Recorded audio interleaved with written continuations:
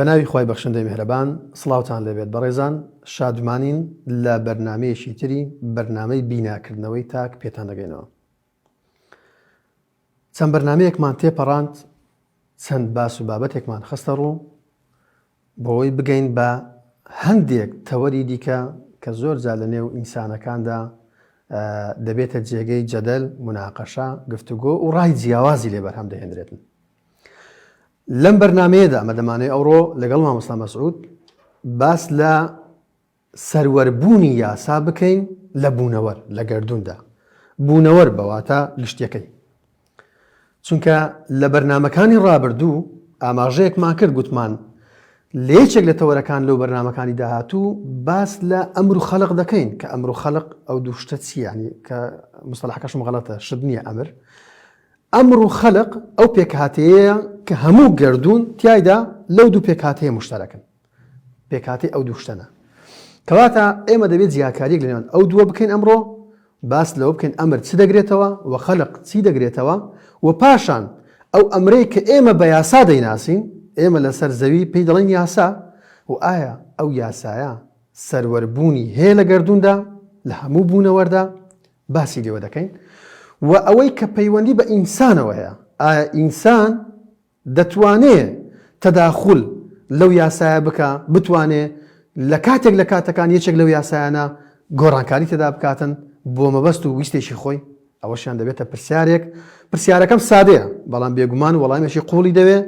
هەم لە ڕووی فەلسەفی و هەم لە ڕووی ئاینی و بێگومان لە هەردوو بابەتەکەش وەڵامی خۆی هەیە. بەڵام لە ڕابردوودا مە لە چەند بەرنامەیەکدا هەندێک ئاەت بە کەلیمات ئاماژەمان پێدەکرد لەگەڵ مامۆستا هەڵوەستەی زۆرمان لەسەری نەدەکرد بەڵام لەبەرەوەی ئەوڕۆ باس لە ئەمر دەکەین دەمەوێت چەند ئاەتێک ئاماژە پێ بکەم کە مامۆستا بۆ خۆی لە کتێبەکەیدا لە ڕەوشی فەلسەفی سەدەی 21 هێناوێتەوە بۆ ئەوەی کە دواتر کاتمان بۆ بگەڕێتەوە لە پێشەچی بەرنامەکە هەندێک لە ئاەتەکان دەخوێنمەوە مامۆستا.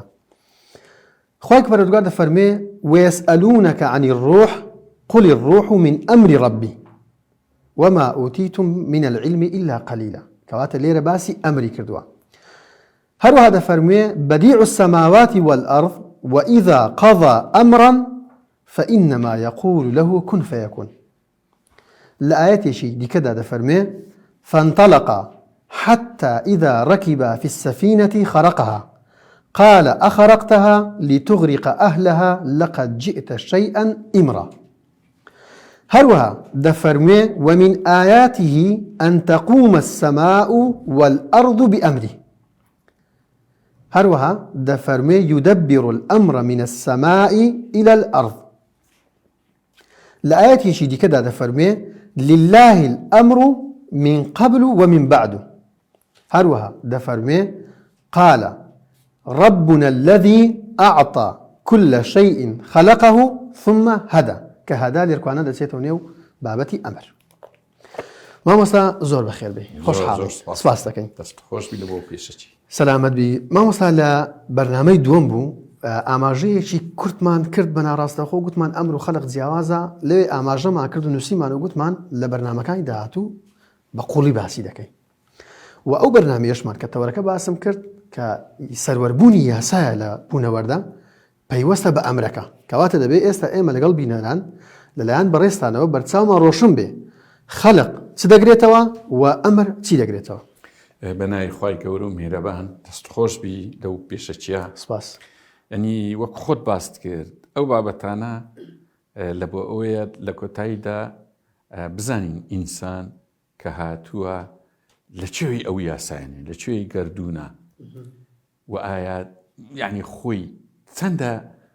ئازادیەکی درایتی ئەی پێوترێ مسەیەرە یان ئەگەر کاتمان هەبوو ئاماژە بۆش دەکەن ئایا ئینسان مسەیەرە یان مخەیەرە یعنی لە کۆتاییدا لە بۆ ئەوەیە کە بزانین ئەو یاسایانە دەسوڵحێ لە بۆ ئینسان و ئەسڵ یا ئینسان لەبەرچی دەبی یاسای ئیزافیە بیت تایبەت دەرێن. ئەوانە مەوزوعی زۆر گرنگن ئەوڕۆ ڕوت تێکردێ ئیشاءالله. خۆی خەڵق و ئەمر ینی ئەم لە کتێبە ئاسمانیەکان زیاتر مەشان کوڕێ وەکوێ دوو بەعدا علم قسەشکەی هەیە فەلسەفەش قسەشکەی هەیە. علم ناری دوو بەعدا لە کاتی خۆی وەکو فەلسەفە قسەی لەسەکرایە حەولیاندا یەک بەعد بی وتیان ئەو دنیاە هەمووی ئەسلی ئاوە، ئەسلی ئاگرە، ئەسلی هەوایە، هەریە ئەوە زۆر دوور درێژە ئەم بەس بەسەری. دوایە هاتن کۆیان کردوگوتیان ناوڵە 4 ئەسڵە 4 بوعدەیە، ئاو هەوا و ئاگر و گڵ خۆڵ. مەبەستیانەوەی کە گردون لەو 4 پێک گردون هەموو گردون گوتیان لەو 4 پێک. دوایە بەڵام هەمووی لە دەوری مەخلوقەکە سوڕاینەوە هەمووی خەڵقەکان یەکە، ڕاستەکە زۆر جوانە، تێبینێکی زۆر جوان کرد. هەمووی یەکە، یەک بوعدە. هەتا علمیش هات بۆ نمونە یەکەم جار لە هەندەسە ڕادەستی پێ کرد، وتی 3 بوعدە، 3 دووریە، دووری پانی درێژی بەرزی XYZ. دوای ئاینشتاین دەرێت تی زمانیش دەکەێت ئەرچەندە شەمسی شەهرە زووری کووردا ئەو پێشی ئاینشتاین ئەو قسەی کرد، بەڵام ئەو بابینی جاری شەمسی شەهرە زووری مامۆستا چەند جارێکی دیکە لە چەند شوێنێکی جیاواز جێمنەوە ناوە بووە لە بەڕێستان. دەمەوێت لە یەکێک لە بەرنامەکان باسی بکەین و تاریخەکەی و ئەو مۆزوعانەی کە ئەو تێدا باسی زۆر باش. ئەوە هەروەکوم لە حەزە فەرم بەردەوام زۆر باشە. ئێستا زانستی ئێستا دەرێ 11 بەعدە گردون، بەڵێ، بەڵام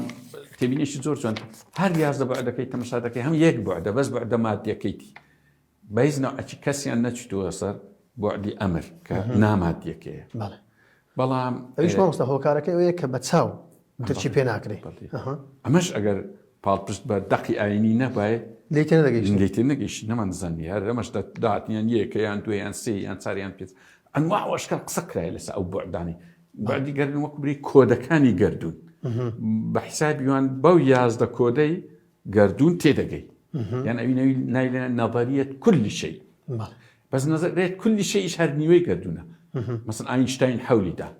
ستیڤن واینبێرگر حەولیدا، ئاخر کەسی ستیڤن هۆکینگ حەولی لەگەردا نەظەریەت کولی شەی، بە تایبەت لە فیزیک کوانتەم زۆر مەشهورە ئەوە، یعنی تێگەیشتن لە هەموو شتێکی بە معادلە. بەس مامۆستا یەک سەرنجم لە بۆ دروست بوو لە بۆ بینەران باسکەم. هەموو ئەو زانانەی کە مامۆستا باسییان دەکات ئەو فەیلسوفانەی کە باسییان دەکاتن، ئەگەر بێت و وحی ئاسمانی نەبووایە دەماتوانی بڵێن لەسەر ئاستی عەقلی ئینسان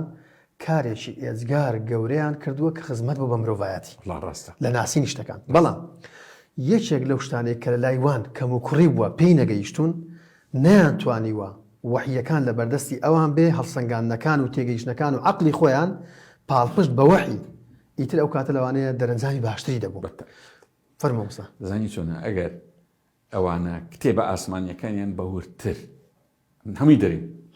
کتێبە ئاسمانیەکانیان دیڕاست بکرێ بێ زۆر مشکیلەی علمی گەورەیان پێ چارەسەر دەکرێن، مشکیلەی گەورەی علمی فەلسەفی و حتا با ئەوەش بێن مشکلەی فقهیش زۆر بە جوانی ئەوانەی هەموو تێدایە لەوێدا، لە هەموو کتێبەکاندا هەیە. زۆر باشە لە 11 بەڵێ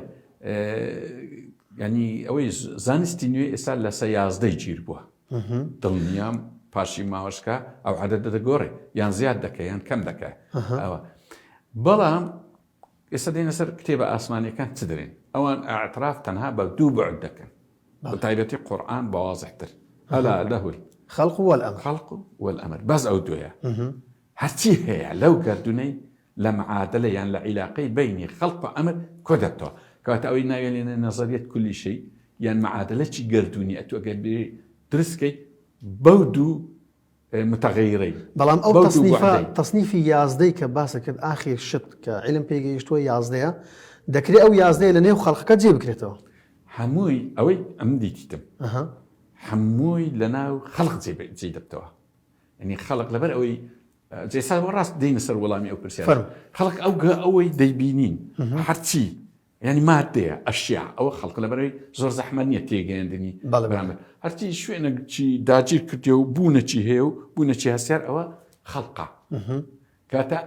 هەرچی قسەی لەسەر ئەوەی کردیا قسەی لە جانیبە نادیارەکەی نەکرد. بەڵام لەو بەرنامەی ما ئەمە تێشی دەخێنێ سەرلایەنە ئەمرەکە بۆیە پێم خۆشە ئەوێ تەصنیفاتەشی باشە. مەسەڵەن ئەوەی خەڵق ئەوە دیارە بەزم هەموو کەس تەوزیحاتی زیاتر نایە ئەدی ئەمرەکەتە ئەمرەکەت هەتا ئێستا ئەوەی ئەمە پێگەیشتین ئەوانە یەکیان قوانینە قوانینی طبیعی کە ئەوەی قسەی لەسەر دەکەی، 2 وحیە، 3 ڕوحە، 4 حەقیقەتە، 5 تاریخە، 6 کون فەیەکونە کونەکەیە ئەوجە بەس کون نكفي يكونك أو أنا لبابي أمر مثلا يسألونك عن الروح قل الروح من قل الروح إلا من أمر ربي. تمشك خلق وتزاني أو الدرجاي لسر بيوداي وتعاو نازندري نا منهجة دايتتو دري إلا خلق لبابي خلق ما تشوى بدواي الروح نايقية لبابي أمر ورا الكواتا ما مصلا همو زين دوريك بإنساني شوا هم مخلوقة لبابي خلقه هم أمري شا برمجة كراوي شا نك إنسان وحياة هموشتك أمر خلق تدا باش لبرتي دري ألا له ألا بمعنى حصر وتأكيد يعني شتك نابين إلى الدنيا خارجي أو معادلة يعني اشتك أيناي اشتك أيناي مادة أيناي بونا حتى سيدري إلا لو معادلة داية معادلة خلق أمر يعني أوي وحتى لقرآنيش أو كلمات مصطلحاتنا لبو أمر بكاراته لبو خلق بكارنا حتى بو من تشتتي لو آية بس القرآن لك أجهات نارخ وخلق القرآن وخلق الروح وخلق الحق بهذا عبره قلنا أتى أمر الله فلا تستعجلوا أتى وألقي الروح ويدبر الأمر ويدبر القرآن يعني تمشاكل يدبر الأمر من السماء من السماء إلى الأرض ما بس مهر أوكي هم كلماتي تايبة خوي هي أو هنبري وكل بكار هاتو هربو أجدادي شت أو معلومات دقيقة استكا للقرآن وزانيري للقرآن كات خوي أجابها أو شيء زور جوري لسأوي ندب أري القرآن مخلوقة يعني كلام الله واسع يعني لو تصنيف ديارك هذا يعني كخلقني أمره تعالوا زيادتني هاشتك ديت كخلقني أمره كأمره خلقني يعني بلام أو بمجردي أما ناتنا ناو أبابتي أري أو ماداني أو قردوني تونا بيشي أمر يعني أمر ببي خلق تونا زوق والله أو موضوع وازن برسياري أو من يعزك تعرفش كأجر أو بو بازك إنت كأمر نمرة فرق أجد زاد ولا شيء ما وصل نمرة كان صدق إنه أجد جوازك لبيني أمر وخلق باش جوازك ما زاد ولا شيء دابني استوى قطمان خلق لحركة دايا خلق لحركة دايا لجولان دايا بله فانية بلام أمر نحركة هي نسبية بله فانية ما وصل تغيرات شو بس ده هيش بس ده زاني آية القرآن باسي إليك ولن تجد من سنة الله ولن تجد لسنة الله تبديلا تحويلش معنى تحويلش نيتي بله هذا أو أي تاوي بلام أيد كنخر مثلا دري تمشي جبالي كتحسبها جامدة مرة الصحاب همي حركات أيوانك باش يك دنيا فرق فروقي هي بين خلق وأمر يعني دو دنيا يليك جدانا بلام بيكوش بلام لو شوينه بيكوانا كلا هر شوينه يكدا خلق گۆڕانکاری بەسەرداهات جوولەیەکی بەسەرداهات لە ڕێگەی بەرمەجەی ئەمرەکەیە کەواتە دەوری ئەمەرچی ئەمر ئیدارەی خەڵق دەکات باش ئەوەی کە گوتمان لە دوای کون فەیەکون ئەمر دێتە گۆڕێ بەڵێ ئەجەوە مۆزۆشی ئەو چار پێنج شتە جارێ باش ئەمە نازانین بەڵکو لە دوایی مادێ شتی تر دەدۆزرێتەوە کە ئەوەش ئەمرە يعني أنا مثلا بين ششت ما دوزيتو لو جهانية ما قوانين وحي روح راسي تاريخ أبي كتبوا مصا تاريخ كن حقيقة أو أنا صفات يعني هم يكا وحي يعني وحي صفات اللي جا قديكا كواتب عمل هذي شخم راس كم عمل هذي شخم راس كم ولا بيشاشي ده بس يوم كل قتهم إما بياسا ديناسين والله نخير ياسا يشك لا أمر لخواربي كمالك شديكي ما مستعر يسكر بلام إما أويك تيدا يعني تيدا فكرين أويك أو جردونا لويك إيوا وأمنيش يعني بخوشم طبعا لقر إيوا لقر ما مستعر كمالك شتيه لو من مفازة أي راسين لباشر لشتا كان تيبين بياسا ناوي دبين شو كلمة بياسا ديناسينوا هرش تكرر خصني بوكرا زادولو برنامجي لوكرا لا إما دبيت ياسا أجرنا كمالك شديكي باسكت كذا كذا تاني وسنو هاي أوي أم دي تملا علماء دي كما كي تشتكيوان باسكري كأمر خلق ليك جدانا بلام أمريان زياتر با عالم الغيب وصف كرديا نا بس أول راستيا حقيقة أمر عالمي شهادة عالمي خمان بس الأما يعني موجودة بلام أمانها لينا زي يعني ئەمە بەس مامۆستا ئێستا بۆ نمونە کۆمەڵێک شت بەڵێ بۆ نمونە مردنی ئینسانی لە قورئاندا هاتووە کە نازانی کەی دەمرێ و لە کوێ دەمرێ بەڵێ کە ئەوە پەیوەند طبعاً وتمان ڕۆح ئەویش بەشێکە لە ئەمر وانە ئەو مۆزوع عبرێ لە چییە لەبەرچی نازاندرێ بەزەوە ئەوە لەگەر ئەوەی نییە لەو بابەتەی نییە حاضەرەی دووەمە چارە نووس باش ئەو کاتی ئەو پرسیارەت کرد زۆر گرنگە لەبەرچی نازاندرێ هەر بە قوتیەکەی لەبەر ئەوەی عەوامیلی بەشداری حەدەسی مردن ئەوەندە زۆرە گردوونە لە گردوون ڕادێ دەگاتە ڕۆژ دەگاتە ئەوەی دەگاتە حەوادسی ناو جسمی خۆیان ملیار عەوامیل هەیە بەشدارە ئینسان نازانێت کەواتە هۆکارەکانی پسرانی ڕۆحی زیندەوەرێک لەسەر زەوی پەیوەستە بە کۆمەڵێک عەوامیل کە لە سەروی عەقلی ئینسانە زۆرە لە بەهێنێ کەس نازانێت هەتا دنیامایش کەس نازانێت ئەوە بەڵام ئەوە جودایە بەس با شەک پێدەم بەڵێ ئێستا ما خەڵق مادە دەزانین بەڵام هیچ یەک خەتونی و لە ئەمر نازانین ئەمر ینی ئەمر بەتەنها چ دەزانین تأثیری ئەمر لەسەر خەڵق دەزانین کەواتە لە ئەنجامی دەرهاوێشتەکانی ئێمە لە شتێک لە ئەمر تێدەگەین زین چۆنە بزدەبێت ئێستا قوانینی تەبیعی بەتەنها هیچ شتێکی لێ نازانین بەس کەی نزانین کە تأثیر لەسەر گەردوون دەکات ئەو تأثیرەکانی تێمەزانین ڕوح یەک حرف لە ڕوح نازانین بەڵام چ دەزانین تأثیری ڕوح لەسەر جەستە کاتێک کە ئینسان لاشەکەی مرد ئەوە دەزانی شتێکە بوو ڕۆح بوو ڕۆی وحی مجرد وحی هیچی لێ نازانین بەڵام تأثیری وحیە ئەوەی لە بۆمان هاتیە لەسەر کۆمەڵگا ینی ئەوان دەبی زۆر حقیقەتی جوایە ینی پێدا بڕۆ هەموو ئەوانە و مازار ئەوە کردی وەکوێ بەس پرسیارەشی دیکە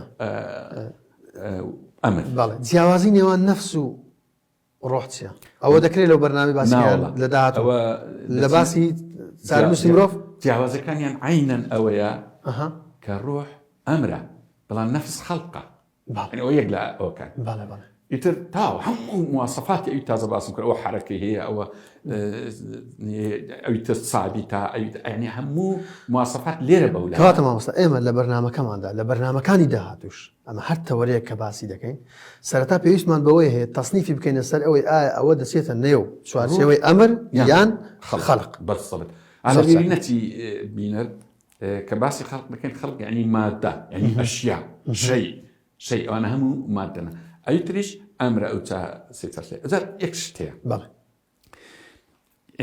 کاتە ئێستا عیلاقەی خوای گەورە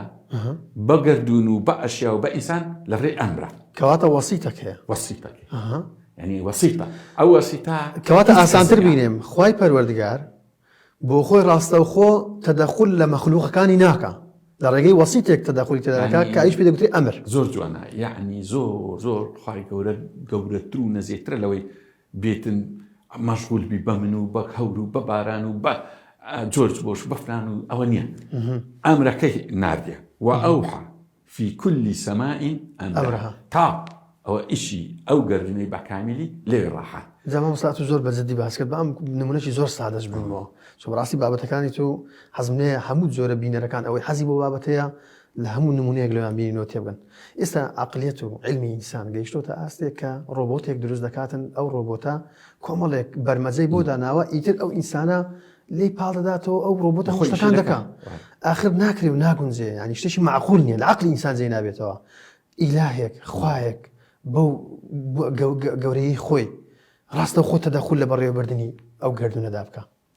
دەبێ بەرمەجە بێ ئەجا ئەوە زۆر معقەدە ئەو مۆزوع چکە زانایانی ئەلمانیا لە چه هاتیە لەو فەلسەفاتی ئێستا لە بۆت باس دەکەن فەیلسوفەکانی یۆنان خراپ بوونە دوو بەش لەسەر ئەو مۆزوع ئایا خوا جیهانی دروست کردیە بەڵێ خەڵق عایدی خوایە بەس ئەمر عایدی نییە ئەوە زۆر دەیانگو ئەو خەڵقی کرد بەڵام ڕۆی عیلاقەی پێنمە داعی دەست ئینسانی ئینسان چۆن ئەو گەردونی پێ بەڕێدەچی تەنانەت ئەبی قۆڕیەکان شتشکیان بوو وتیان خوا ڕاستە خەڵقی کرد بەڵام ڕۆی لە خۆی لە جێئێکی نازانین لە چیە دانیشە خەریکی مەشروب خواردنەوەی یعنی ئەو ڕێیە واوە دەرەکەی فوت نیان دەزانی یاساکەش هەرخوا نالیتی چکە تو کە مادەچی ڕوت ئەمە ئێستاوە حرەکەی دەکا و ئیش دەکا جودایە بەڵام قوڵ بۆە ئەو مادەیە هات ئەو حرەکەی لە چێهینا زەمانی لە چێهینا محدودیەتی ئەو تەوازنی لە چینە پێ نابڕ کە تەوازن لە هەموو شتێکدا هەیە هەر سوال تەواو نابی باشە بەزە شتێکم بەبیر هاتەوە لە بەرنامەی لێک لە بەرنامەکانی ڕابردوو باسم کرد بەڕاستی ئێمە یعنی هەر ئینسانێک ئەگە فەیلسوفێ ئەگە زانابێ ئەگەر ویستی بێتی باس لە دەرەوەی جیهانی مرۆڤ بکە بەبەستمان پێی ئافاقەکەی دەرەوەیە دەوروبەرە گردون لەبەرەوەی عیلمەکە کەم بووە و عەقڵی ئینسانی سنووردارە ئیلا تووشی هەڵەبووە ئیلا دەبێت لەژێر ڕۆشنایی وحی ئاسمانی کتێبە ئاسمانیەکان بگات حقیقەتی و بابەتانە بۆیە ئەوەی کە باسەکرد هەمووان لەو ڕۆوە تووشی هەڵەبووینە مامۆستا من دەبێت لە بەشی دوای بەرنامەکەم باس لە سەروەربوونی یاسا بکەم لەگەر تۆ زمان نایە مەوزوع ئەگەر من بازم کەواتە خوای گەورە هەر خەڵقیە ئەمریشی هەیە ئەمریکا ئەوە تا یاسایەکانە و بە هەموو هەتا دەگاتە ئینسانش کە دوای باسێک یەک مەعادە لەمایە هەرچی ئەشیایە لە دنیاە بە پێی نسبەی بەشداری خەڵق و ئەمر مرتەبەتی لەو گردونەی لە بۆ دیاری دەکرێت نازم مازم با بڵێن حرەکە میکانیکچیەکان ئەشیایەکانی ئەوی دار و بەردووانە نسبەی خەڵق زیاتر لە نسبەی ئەمر تێدا بەرەبەرە ئەوە بەسەرێ هەتا دەگاتە ئینسان حیات لە حیاتدا نسبەی ئەمر بەرەبەرە زیاد دەکات تا دەگاتە ئینسان عەقڵ لە هەمووان زیاتر نسبەی ئەمری تێدا لەبەر ئەوێ ئەرقاشتە لە عالەم یعنی ئەگە هەرەمە چ بکەی مثلا عقلی سەروی هەمووان دادنی باردیش لە خوار یعنی ئەو هەر نمونێ کەواتە هەرەمێکێ لەو عیلاقەتە بەجێرەی مەعادلەی ئەمر و خەڵق ئەو هەرەمیە کەواتە لە هەموو خەڵقێکدا نسبەیەکی ئەمر هەیە بەڵام مەرز نییە لە خەڵقێک لەوانەیە کەم بێت لە خەڵقێک زیاتر بێت تەرتیبی ئەوی دەرێ مثلا لە بەرچی دەرێ وەکەڕەمنە البەنی ئادەم نسبەی ئەمری لە هەمووان زیاتر تێدایە بەتایی لاکوێ ئەجا یەک معادلەیت کەمایە لەو مەوزوعی دەرچکە زۆر دوور و درێژە ئەدی ئەمر یعنی کە گوتمان وەسیتە لە بینی خوا و لە بینی خەڵق ئەو گردونەی ئێمە باشە کە دەخوای گەورە دەرێ لەیسەت کەمیثلیه شەیء لەیسە کەمیثلیه شەیء وەنیا ئەو کێتیا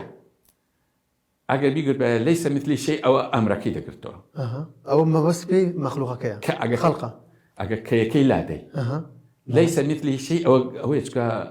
ئەمر لەیسە کەمیثلی شەیء وەچ شەیء نییە کاتە ئەگەر ئەو کەی نەبی معناوێ ئەمر خوا یەکە ئەمر خوا یەک نییە ئەو کافە جیای کردووە ئەو کافە وای لێ دەکا خوا لە سەروی ئەمرە ئاەتی وازحش والله غالب على زۆر باشە زەمە ئیشمان بەوەی هەبوو کە لە سەروەربوونی یاسایەکە ئەو کافە باشە میسا ناوڕێک وەردەگرم دواتر دینە سەر مەسەلەی سەروەربوونەکە بەڕێزان ناوڕێ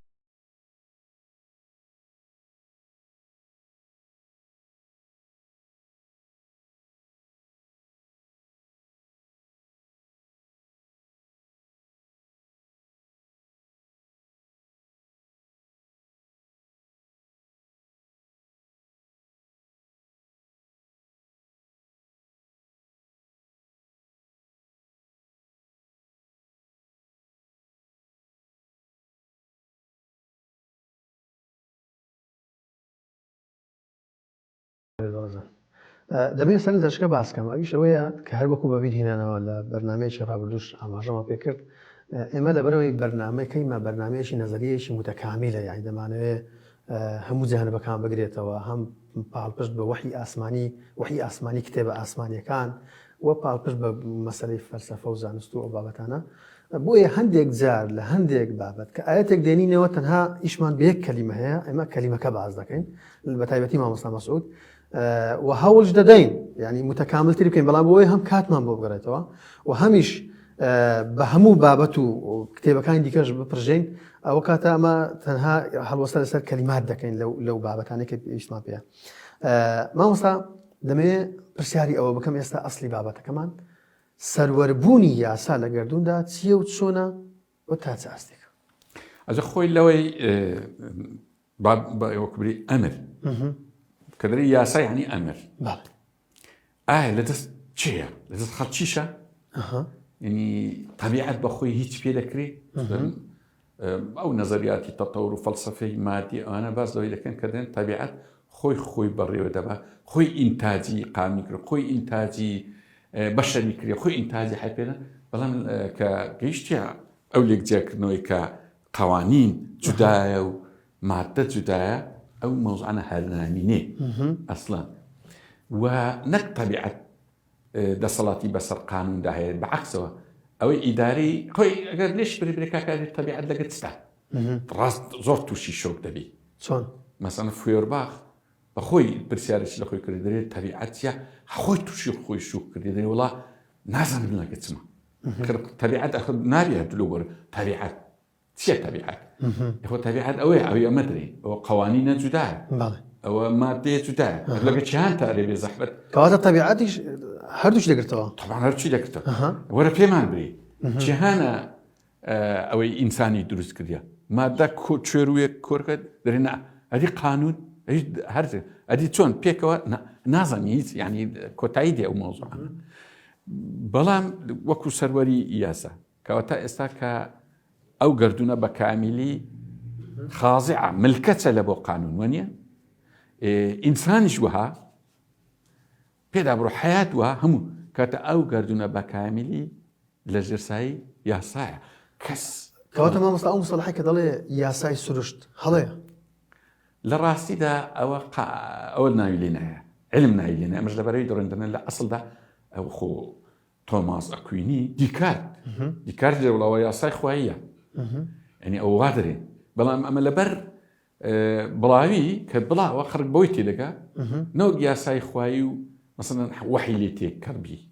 لبان أمش لسوي درن كياساي سرش تبع ياساي سرش سرش تكسر دقرتوا ياساي سرشتش بيتن بهوبه بلام أبيش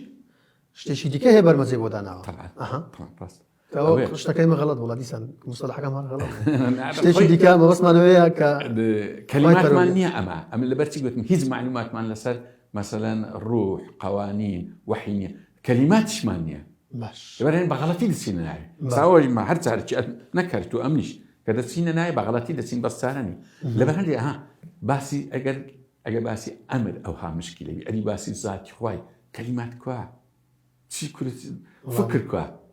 هيزني أو زور دورة حق ليس كمثله شيء حر زور دوري ديختولو بابتنا أو يكوتاهي بس إنه سرورية صح باش هيك كس دارين نخوا هيك كس تواناي هي يا سايق بقولي بس قال يا سايق يا سايق بوستي لا بس هذا ترشب كمان لمسألة طبعا همو أوي كوا بيوند بأمر جياني إنساني توازن كردي لسر زوي لقردون همو التوازن كان أمره بونمونه باران باري بام بوز معنا السادة برسيارة كم لوي همو بينا نجلي ما تبغن باران باري نيجي دكتور نيو أمري خواي پروردگار بتنظيم وبتوازنه إنسان دتوانه تحكمي بيو بك لا شو بباري كي بباري كنا باري دواي بك بباري أو تشون يعني ديزاين شونه إسا أخو تجلد داك وبها وخلشي بوا أو أمري خوايا كرة وعزلي بنقصة زانيتي كلمك بس نيزانيا لتشوارتوي يا سايا أو إيشا زور أو أجنجتك كدري كرة أو كزنا عزني أمري خوايا راس تاقسك بس ذكري أمرك بدوزيوا أو يا ساي جاذبية أو يا ساي مثلا ثقل أو يا ساي مثلا أبولونيوس أو يا ساي كان هي بس أجمع ليبي خرجت زاني نيوتن يا سايدانا دوزيتيوها دوري إنسان بس اكتشافه دنا يا سايدانا نيوتن فكري نق يا سايد هذا كيبلر أو أنا مثلا كيبلر ميكانيكي آسماني دوزيو بيشوي ليبنز بوا بيشوي باسكال أو أنا وكبري حركي مجرى وقردون وأستيركان دوزيتو تشونا علاقيان بيكوي يا سايكي دي توا نك درستي كذبي زور خرج له بغلط تدسي هيز ده صلاة تجي بس أو يا ساينا يا إنسان نخي يا ساي سرشتي إنسان هيز ده صلاة تجي بس ده صلاتي هي بشتك شون ده صلاتي هي أو يا ساي بكار بيني لبو غوريني ظواهر أسباب مسبب سكو أسباب مسبب بشكل يا ساي سرشتي نك يا ساي سرشتي بي أسباب مسبب كواتا إنسان أجت بتوانيت الري أسباب مسبب دەستکاری بکە ئەو نوێژە بارانەی کە ئێمە مسلمانان دەیکەین بۆی کە خوا باران ببارێنی دەکەوێتە ناو بابەتە خۆی دوعا بەگشتی دوعا لب العبادەیە عبادتها الدعاء هو العبادة عبادتها مخ العبادة الدعاء أو لا هندك أو هيدري لب العبادة مخ العبادة رازك دعاء أو إني مثلا تو ئەتوو برین کچەکی جوان هەیە ئەتوو دوعایەکە یا ڕەبی خوایە ئەوە لە بۆ منی دە کەس کە لەو لای درێ یا ڕەبی ئەوە دوعا نییە ئەوە تەمەنیاتە چی ناشیرنیشە يعني اصلا الانسان دعاء لمي لبو تبكى دعاء لبو يبكى خوايا حق بصر خاي خوايا فقير او بكي خوايا عدالتي خوايا او دعاء بس دعاء يا ربي خوايا دفر $1 من دوبر اوكي دعاء هاشتاش نا منطقيشه دفر بخوم تدروي خوم دعاء كبير بران لو زياتر لنا برسي لجيانم دائم دعاء من بخار انسان شرمي دك لا خوايا يقول دعاء الشخصي بك حتى نخوش دك حضرة ايوب نخوش كوت دعاء شفايني شرمي دكر لخواي قولت ب تامكيو هما ضعيفين بقى هم مشتكر لكاتك اشتقديت بيش دعاء لخواي كروي خوامان لبيرداني هنا دعاء او يبرين خوايا قوري ام اوني جاني كنم كردي مثلا حمل ابو حساب كي خوايا يعني وهم لي كي امن عدل بن خوايا ام وهم لي كي انسانك متك انا هم دعاء جوان ومخي عبادتي شيء باش بلان شتيتر دعاء دك بس من نقش مولا مكان ده اصلا لبدري بله ده باران باري هزار كس كدر نباري خواي كورا قانون شي لبدانها لو مسيحيه ويهوديه وكافر وملحده ومسلمه هم قانون وكبري صاحب سياده سرورة لبو هموانا لبو تونيه بتنا خوايا باران لبو ببارينا بلام لبو عادي اوي عادي محيديني جيران كدجمن ما لبو ينبارينا او دعانا دباري له هردو كان دباري بس هو مستوى منطقه وما مساله باران بارين ويشكرنا املواني لبابتي توزق يعني انها تم قناعات يعني رئيم زيغازه يعني اصلا شيء هي كان يجا باران دكري ولا تاريخي مسلمان هبوا بله في مصنف فهمت حوالينا ولا علينا ولا حوالينا دعاءك زور دباري حوالينا ولا علينا يعني كاريجري خوي هي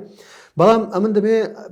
بتموجر شيء في آيات شيء قرآني بيروس بوي بابا تكلم وتوكن شو كان بقى بسياري أوبكم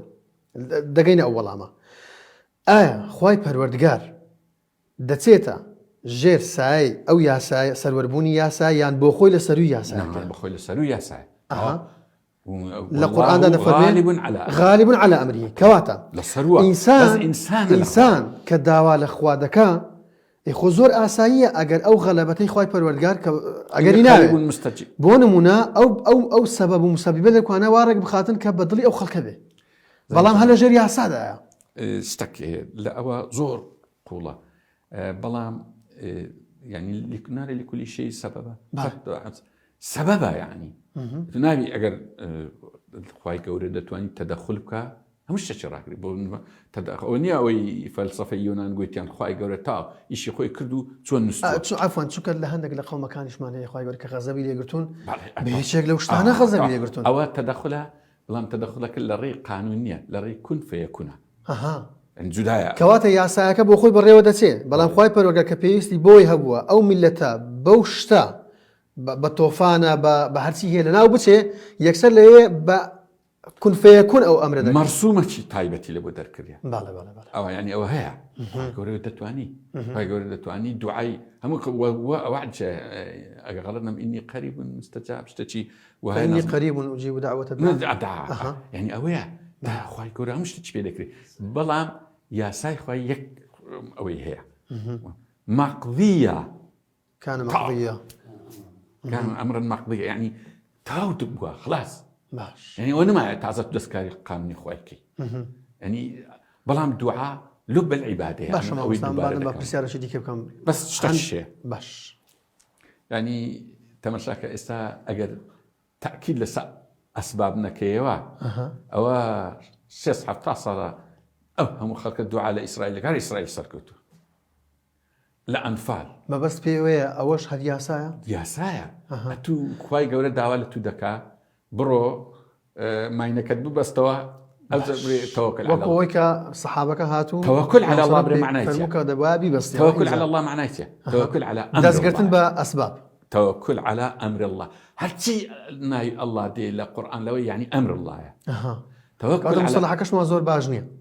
بري كي يكسر دي بسينو بخواي توكل على الله بس قران ويكريت قران زور اجازه دري حبل الله حسبي الله بون منا اما حسبي حبل الله واعتصم بحبلك واعتصم بحبل الله جميعا كحبل حبل امرك حمي وهاي حمي كقلت ما نوحيش برشا كلا امر کە لێرە ئەگەمە بەستی وحش بێ هەر ئەمرەکە دەگرێتەوە هاویش هەر لە چوارچەوەی ئەمرە ئەجاد مەسلەی کون فەیەکون ئەوش دێتەوە چوارچەوەی مەسەن ئەوحا خوا وحی زەمان مستان دەبێت ئەو بابەتەی تو گرێ دەمەوە بە ئاەتەشی دیکە خی پەروەردگار کە دەفەرمێ وأن ليس للإنسان إلا ما سعى وأن سعيه سوف يرى مامۆستا دەیە بڵێ کە 70 ساڵ دوعا لە ئیسرائیل دەکرێت بۆی کە بۆچی ئەدی ناونەچوو ئەخر ئیسرائیل دەستی بە هەندێک ئەسبابی وەگرتووە کە ئەو ئەسبابەیە کە ئینسان ئەگەر هەوڵ بۆ هەر شتێک بدا ئەنجامەکەی دەبینێ ئەوە قاعیدە دەبێتە قاعیدەیەک هەما مەستا هەر ئینسانێک هەوڵ بۆ هەر شتێک بدا دەیگاتێ جا ئەوە مەرز نییە مسلمان شەڕی ئەنبیایان مەسەن ئەنبیا شەهید بووینەوە نیە چۆن ینی تەماشاکە غێر ئەسبابە ئەویت کە بەقووەتر بووە بۆ نمونە شەڕی ئوحد ئەو 50 سەحابەیە کە لەسەر دەمیست ئەوەی بێ باش دەست بە ئەسباب بگرە تەوجیهاتی پێغەمبەر صلی الله علیه وسلم ئەوە بووە کە دەست بە ئەسباب بگرە و وا تەوزیع بن وا بن و زرێپۆشی لەبەرکردن خۆ نەیگوتیە کورە جێمەدەنێ بڕۆن ئەمنتان لەگەڵە و وحیمان لەگەڵە و دوعایەک بکەن ئەوهانیە وبعکسەوە کە ئەمریکەشیان شکان کە مەسەڵەن فەرمانی پێغەمبەر صلی الله علیه وسلم یەکسەر مادەم ئەسبابەکەیان واز دەهێنا ئەسبابی خوایەکەیان واز دەهێنا تیان لێهات ئەگەر کەلیمەکە دروست بێت تووشی شکست بوو بەڵێ تەواو بمعنى أول أبوي نكرة أتابون من الحرب وخدعة يعني كواتة زنق مادام فرتوفير وخدعة وتداهية ها مراوغي تداهية كواتة أسباب أوش بالتأكيد باش تأكيد ما مثلا أمن بيم دلنا كات التوابع موضوعي سروربوني ياساش باش نتوين النهاية والله أتو لي حسدك كشتك مان بباش يعني براتي ما بلام أقل حلقة كانت كنا ونودي نسري تكملي دكين باش زول باش دست خوش بسپاس دكين أما لبرنامج ده هاتو باز لتسارنوسی مروف دكين چونکە ئەوش پەیوەستە بە یاسا و بە گردون هەموو هەدەفەکەشمان ئەوەیە ئاخری بگەینەوە خۆمان ئینشاءالله دەست خۆش سپاسان دەکەین بەڕێزان گەیشتنە کۆتاییان بەرنامێشمان هەر شاد وڵات ئاوادان خواتان لەگەڵ